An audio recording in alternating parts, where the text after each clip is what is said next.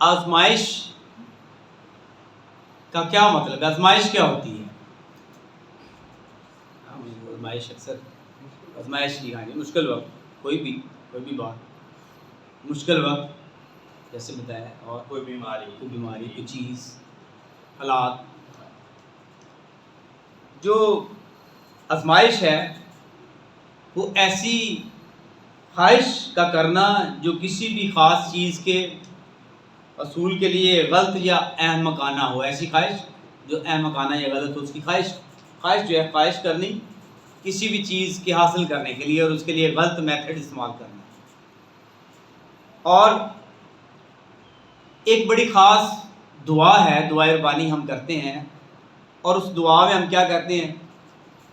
ہم کہتے ہیں جس طرح ہم اپنے قرضداروں کو معاف کرتے ہیں، تو بھی ہمارے قرض ہمیں معاف کر. اور آگے کیا کہتے ہیں؟ ہمیں آزمائش میں نہ لا بلکہ برائی سے بچا. آزمائش میں نہ لا. امثال کی کتاب 20واں باب 24ویں آیت میں لکھا ہے، ابھی آپ نے اس کو سنا بھی ہے، کہ راہیں خداوند کی طرف سے ہیں، خداوند ہمیں لے کر چلتا ہے. اگر آپ اس کو ہم صحیح طریقے سے پڑھیں تو یہاں پر لکھا ہے آدمی کی رفتار خداوند کی طرف سے ہے. آدمی کی رفتار خداوند کی طرف سے ہے، پس انسان اپنی راہ کو کیوں کر جان سکتا ہے. پھر کیا ہے جی؟ پس انسان اپنی راہ کو کیوں کر جان سکتا ہے. اس کا مطلب کہ آدمی کی رفتار خداوند کی طرف سے ہے. خداوند جو ہے انسان کو لیے پھرتا ہے، چلاتا ہے. اور جب وہ خداوند کے ساتھ ہے تو ہر ایک وہ بات جو اس کے ساتھ مطابقت نہیں رکھتی وہ آزمائش کے زمرے میں آتی ہے، وہ آزمائش کے زمرے میں ہے، وہ پریشانی کے زمرے میں ہے، وہ دکھ کے زمرے میں ہے. اور ہم جب اس کو دیکھتے ہیں تو یاد رکھیں کہ غلطیوں 5واں باب اس کی 21ویں آیت اگر آپ میرے ساتھ نکالیں تو وہاں پر بڑی ڈیٹیل ہے. اور اس آزمائش کا تعلق جو ہے وہ ڈائریکٹلی جسم کے ساتھ ہے. کس کے ساتھ ہے جی؟ ہمارے جسم کے ساتھ ہے. اور یہاں پہ غلطیوں 5واں باب 21ویں آیت لکھا ہے، یہاں پر 19ویں آیت، 19ویں آیت، غلطیوں کا خط 5واں باب اس کی 19ویں آیت میں لکھا ہے اب جسم کے کام تو ظاہر ہیں. اب جسم کے کام تو ظاہر ہیں، یعنی حرام کاری، ناپاکی، شہوت پرستی، بت پرستی، جادوگری، عداوتیں، جھگڑا، حسد، غصہ، تفرقے، جدائیاں، بدعتیں، بغض، نشہ بازی، ناچ رنگ اور ان کی مانند. ان کی بابت تمہیں پہلے سے کہہ دیتا ہوں، جیسا کہ بیشتر جتا چکا ہوں، کہ ایسے کام کرنے والے خدا کی بادشاہی کے وارث نہ ہوں گے. یہ ڈائریکٹلی بات ہے. ہمارا ایک سیکوینس چل رہا ہے خدا کی بادشاہی پہ بھی، ہم ہر دفعہ کلام کو سنتے ہیں، لیکن اس کے ساتھ اٹیچ باتیں جو ہیں اس میں ہم دیکھتے ہیں کہ ہم کہاں پر ہیں اور ہمیں اپنی زندگی کیسے گزارنی ہے. ایمان کی تقلید ہے اس کے لیے. اور یہاں پر غلطیوں 5واں باب 19ویں آیت اس کو بہت 21ویں آیت تک بہت اچھے طریقے سے اس کی کلیئرٹی کرتی ہے کہ یہ جسم کے کام ہیں جو خواہش کے باعث، اور جو خواہش ہے وہی ہمیں کیا کرتی ہے؟ آزمائش میں ڈال دیتی ہے. اور ایسے میں جیسے آگے بڑھے یاد رکھیں کہ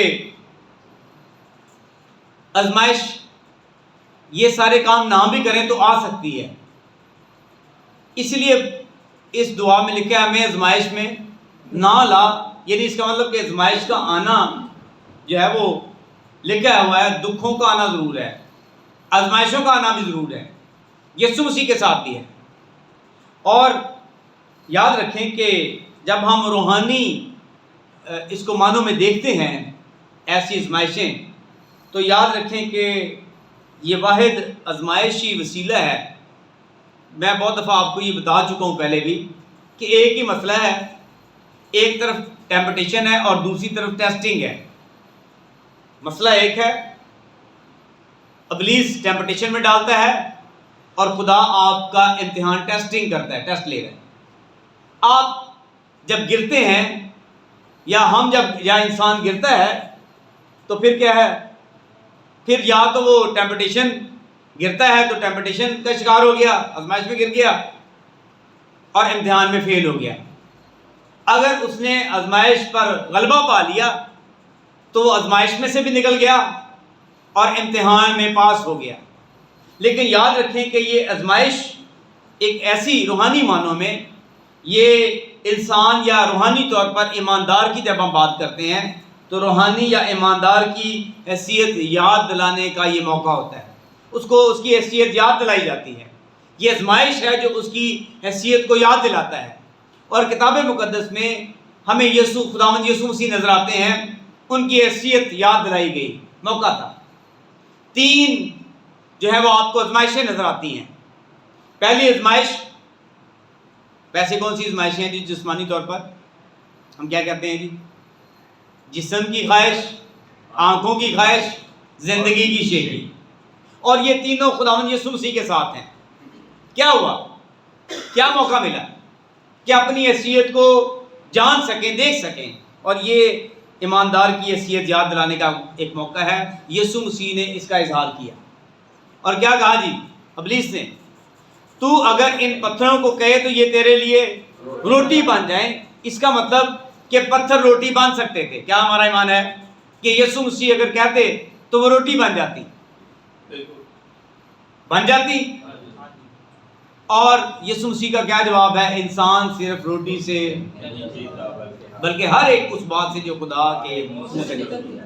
دوسری آزمائش لکھا ہے کہ وہ اس کو ہیکل کے کنگرے پر لے گیا، سب سے اونچی جگہ پر، اور کہا کہ تو اپنے تئیں کیا کر، نیچے گرا، تجھے فرشتے کیا کریں گے؟ اٹھا لیں گے۔ یسوع مسیح نے کیا کہا؟ تو اپنے خداوند خدا کی آزمائش نہ کر۔ کلام سے جواب ہے، اور ہم دیکھتے ہیں کہ وہاں پر کیا تھا؟ وہاں پر زندگی کی شیخی، آئی ایم سم تھنگ۔ تیسری آزمائش، آنکھوں کی آزمائش، لکھا ہے کہ وہ اس نے کیا کیا؟ خداوند یسوع مسیح کو ساری دنیا کی شان و شوکت دکھائی، اور کیا کہا کہ اگر تم مجھے سیدھا کرے، آج ہی اس چیپٹر کو کلوز کرے، ختم کرے، تو مجھے سیدھا کر تو میں یہ ساری شان و شوکت تجھے دے دوں گا۔ اور یسوع مسیح کا کیا جواب تھا؟ صرف اپنے خداوند خدا کے آگے سیدھا کر۔ لکھا ہے یہ آزمائشیں یہ خداوند یسوع مسیح پر آئیں۔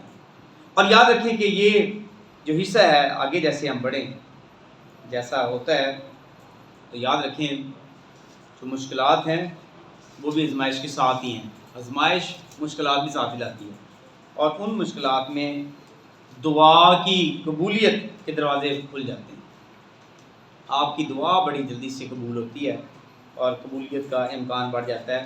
دانیل کی کتاب جب آپ پڑھتے ہیں تو دانیل آپ کو نظر آئے گا، مقدس دانیل، لکھا ہے کہ مہر ہو گئی ہے، بادشاہ سلامت مہر ہے کہ صرف تیری ہی جو تیرا خدا ہے، دیوی دیوتا ہے، اس کی پرستش کی جائے، اس کی بات کی جائے۔ اور دانیل کے لیے کیا پیغام تھا کہ اب اس کو کیا کر، اس کو شیروں کی مان میں ڈال دے۔ دانیل نے کیا ریئیکٹ کیا؟ لکھا ہے کہ وہ معمول کے مطابق کہاں پر چلا گیا؟ دعا کرنے۔ لکھا ہے نا وہ 3 دفعہ دعا کرتا تھا دن میں، اور مقدس دانیل وہاں پر دعا کرنے چلا گیا۔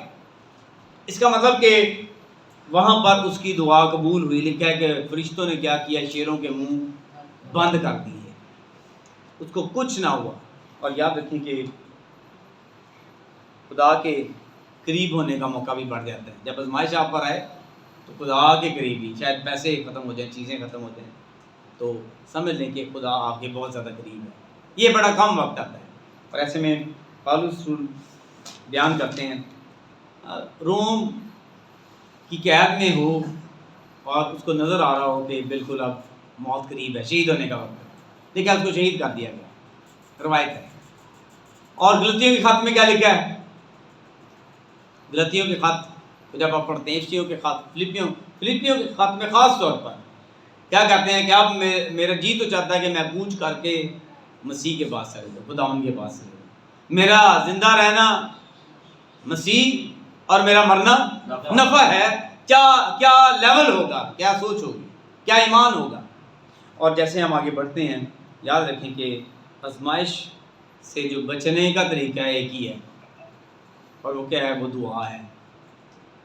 دعا کرو تاکہ آزمائش میں نہ پڑے، دعا ہی واحد وسیلہ ہے۔ اور آپ دیکھیں کہ جہاں جہاں پہ لوگوں نے دعا کی، خداوند نے ان کی آزمائش، ان کے اوپر جو آزمائش تھی اس میں سے ان کو نکال لیا۔ دعا بڑی اہم ہے، اور یاد رکھیں اس کے ساتھ جو رفاقت ہے وہ بڑی اہم ہے۔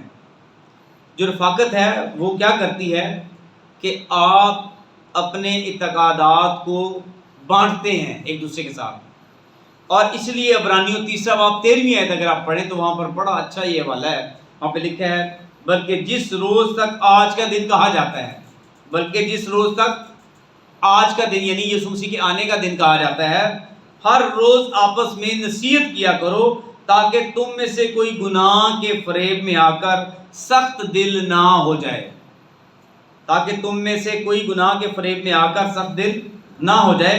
اور یاد رکھیں کہ دعا کے بعد رفاقت بہت ضروری ہے، ہر روز رفاقت۔ اور جب رفاقت ہے تو پھر عمل بڑا ضروری ہے، پریکٹیکل بڑا اہم ہے۔ اور عمل جو ہے وہ یاد رکھیں کہ عمل ہمیں کیا کرتا ہے؟ عمل کیا ہے کہ ہم چوائس کریں۔ کس کی چوائس کریں؟ کسی بھی چیز کی، اور اس میں یاد رکھیں کہ کیا ہم بے وفا ہیں یا وفادار ہیں۔ ہم جب چوائس کریں تو یاد رکھیں ہمیں پتہ چلے کہ کیا ہم خدا کے وفادار ہیں یا خدا کے ساتھ وفادار نہیں، بے وفا ہیں۔ اور ایسے میں یاد رکھیں کہ اس کے بعد جو اگلا حصہ ہے اس عمل کا وہ یہ ہے کہ ہم ایک دوسرے کی مدد کرنے کے لیے بالکل تیار ہو جائیں۔ ہم آزمائش میں نہیں پڑتے۔ جب آپ مدد کرتے ہیں ایک دوسرے کی تو ایک دوسرے کو آزمائش میں سے نکلنے کا موقع دیتے ہیں، اس کو نکالنے کا موقع دیتے ہیں۔ اور یاد رکھیں اس میں اگلی جو بات ہے وہ یہ ہے کہ روح القدس کی سن کر، ہم روح القدس کی کتنی سنتے ہیں؟ ہم کتنے اس کو آرڈر دیتے ہیں یا اس کی سنتے ہیں؟ روح القدس کی کتنی سنتے ہیں؟ کتنا دعا میں ٹھہرتے ہیں روح القدس کی سنتے ہیں؟ روحانی آزمائش کیا ہوتی ہے؟ روحانی آزمائش کیا ہے؟ میں اس کے بارے میں سوچتا ہوں، اور خدا کا کلام جو میرے پاس ہے، خدا نے جو مجھے سوچ دی ہے، کسی شخص کے امتحان کی وہ قابلیت، کسی شخص کی امتحان کی وہ قابلیت جس سے وہ برائی کی بجائے اچھائی کو چن لے۔ ایسی قابلیت جو خدا اس امتحان میں اس کو ایسی قابلیت دے جس میں سے وہ کیا کرے؟ وہ برائی کو چھوڑ کر اچھائی کو چن لے، چناؤ کر لے۔ اس کا مطلب کہ وہ روحانی آزمائش پر ہے، اور روحانی آزمائش کا مطلب یہ ہے کہ روح اس کے اندر ہے، اور روح اس کو کیا کرتا ہے؟ روح القدس اس کو اندر سے آزمائش سے نکال دیتا ہے۔ اور ایسے میں یاد رکھیں کہ آزمائش کا آغاز کہاں سے ہوتا ہے؟ کہاں سے آزمائش کا آغاز ہے؟ ہم اگر اپنی زندگیوں پر غور کریں تو یہ اس بات کو ہم سیکھ سکتے ہیں کہ آزمائش کہاں سے اس کا آغاز ہوتا ہے۔ جب ہم اپنے مقام کو پہچانے بغیر اپنی خواہش کو برتری دے دیں تو یاد رکھیں کہ ہم نے آزمائش کو موقع دے دیا ہے۔ میں پھر دوبارہ بولتا ہوں، جب ہم اپنے مقام کو پہچانے بغیر اپنی خواہش کو برتری دے دیتے ہیں، جس کا مطلب کہ ہم نے کیا کیا ہے؟ ہم نے آزمائش کو موقع دے دیا ہے۔ یاد رکھیں کہ اس میں غیر معمولی خواہشات بھی ہیں، کہ غیر معمولی خواہشات یعنی ایسی جو بہت بڑی ہوں اور ہم سوچیں کہ ہم اس کو حاصل کر لیں، ہم لے لیں۔ اس میں یاد رکھیں کہ ہو سکتا ہے کہ ہمیں دھوکہ دینا پڑے، کچھ کرنا پڑے، ہمیں جھوٹ بولنا پڑے۔ اور یاد رکھیں کہ اس میں جو ہے ہم کتنے منصفانہ، غیر منصفانہ تجسس ہمارے اندر ہو کہ ہم اس کو کر لیں کسی بھی طریقے سے۔ انجسٹیفیکیشن جو ہے وہ بڑی خطرناک ہے۔ اور پھر یاد رکھیں کہ اس میں بعض اوقات ہمارے جو نقصان ہو جاتا ہے اور بعض اوقات ناکامی آ جاتی ہے، اس کا تصور ہماری زندگی میں بیٹھ جائے ہمارے اندر بیٹھ جائے کہ ہم ناکام ہو چکے ہیں یا ہمارا نقصان ہو چکا ہے۔ اب یاد رکھیں کہ خدا کیوں چاہتا ہے کہ ہم آزمائش سے بچیں؟ کیوں خدا چاہتا ہے؟ خدا یسوع مسیح نے یہ کیوں یہ والی دعائے ربانی میں یہ بات کہی کہ ہمیں آزمائش میں نہ لا؟ یہ کیا وجہ ہے؟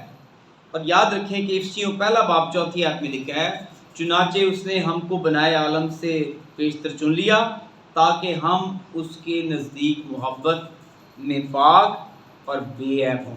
اس نے ہمیں کیا کر لیا؟ بنائے عالم سے پیشتر چن لیا ہے تاکہ ہم اس کی محبت میں، اس کے نزدیک محبت میں پاک اور بے عیب ہوں۔ یہ وجہ ہے کہ وہ چاہتا ہے کہ ہم آزمائش میں نہ آئیں ہمیں آزمائش میں نہ لا، ہم یہ دعا کریں. اور اس کی مثال جو ہے وہ مقدس یوسف کی ہے کہ وہ آزمائش میں نہ گئے، پوتیفر کے گھر میں آزمائش میں نہ گئے، خدا کے ساتھ ساتھ رہے، اور خدا نے کیا کیا، اس کو وسیلہ بنایا. وہ واحد وسیلہ تھے جس کے باعث پورا اسرائیل یعنی یعقوب، مقدس یعقوب کے افراد 70 افراد، پورا خاندان وہ کہاں پر آ سکے، مصر میں آ سکے. اس کے باعث وہ مصر میں آئے اور مصر میں بڑھنا شروع ہوئے، اور مصر میں بڑھ کر وہ 430 سال کے بعد وہاں سے انہوں نے خروج کیا اور وہ ملک کنعان میں پہنچ گئے، اور جہاں پر آج بھی یروشلم واقع ہے. اور یہاں پر یاد رکھیں کہ اگر آزمائش آ جائے تو انسانی طور پر اس کے کیا اثرات ہوتے ہیں.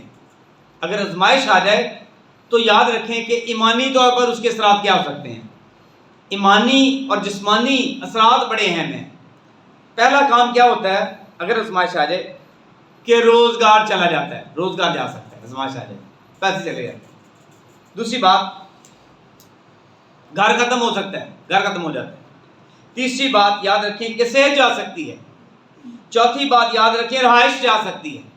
اور پانچویں بات تعلقات ختم ہو سکتے ہیں. اگر آزمائش آ جائے تو یہ جو 5 باتیں یہ ہوتی ہیں، روزگار چلا جاتا ہے، گھر چلا جاتا ہے، صحت چلی جاتی ہے، رہائش جا سکتی ہے، تعلقات ختم ہو سکتے ہیں. اور اس کی مثال کتاب مقدس میں ایک ہی ہے، کون سی؟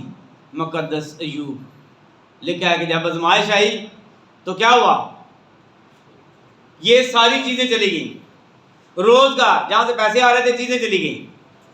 بتایا کہ یہ جانور مر گئے، یہ ہو گیا، وہ ہو گیا. گھر ختم ہو گیا، بچے مر گئے. پھر اس کے بعد ہم دیکھتے ہیں صحت چلی گئی، اور پھر اس کے بعد کیا ہوا، رہائش چلی گئی.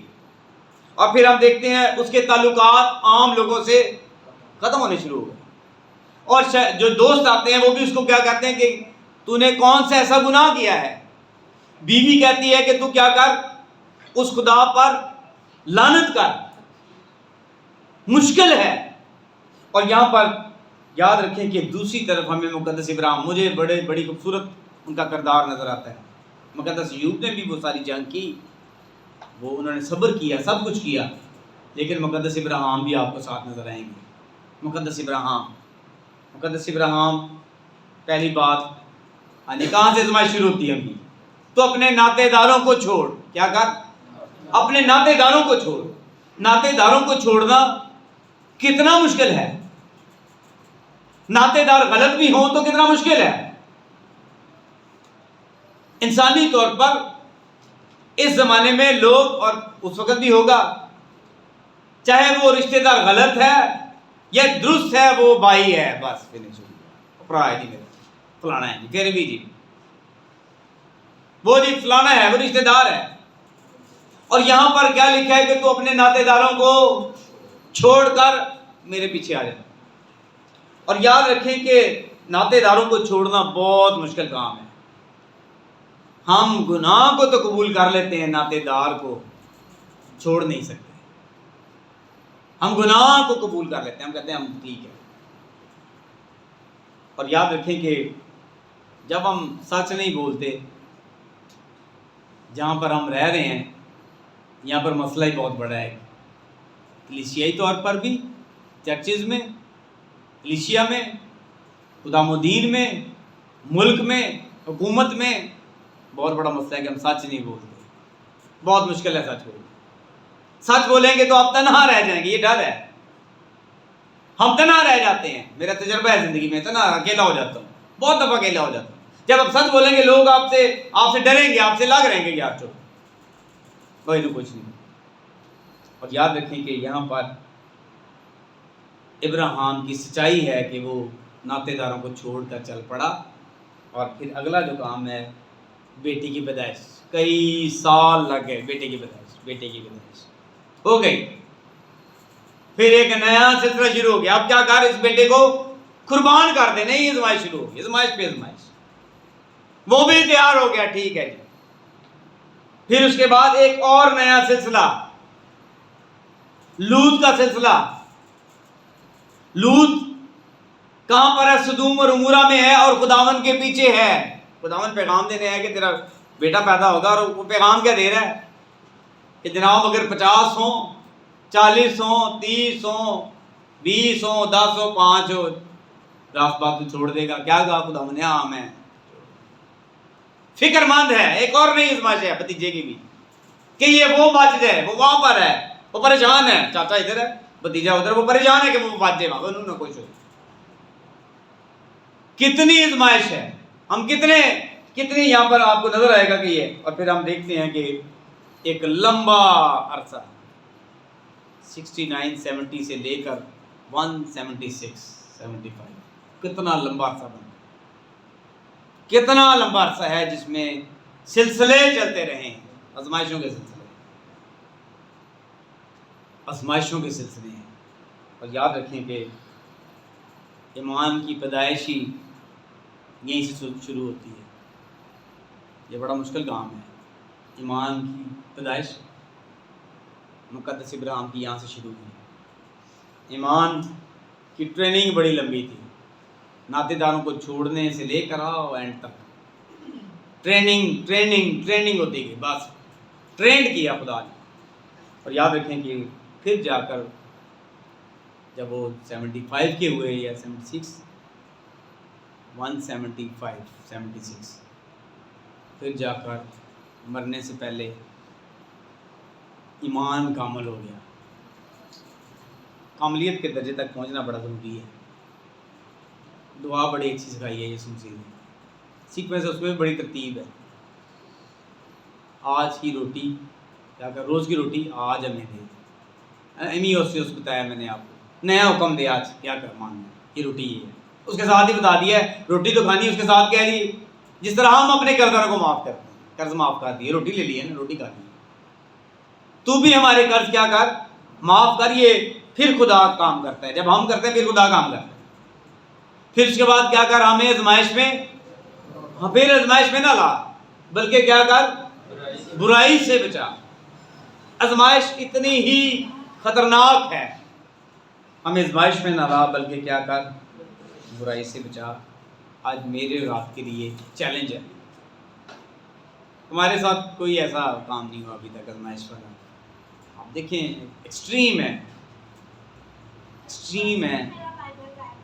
کبھی لوگوں کے، جن لوگوں نے قربانیاں دی، ابتدائی کلیسیا کی بات کروں گا، ان کے بچے ان کے سامنے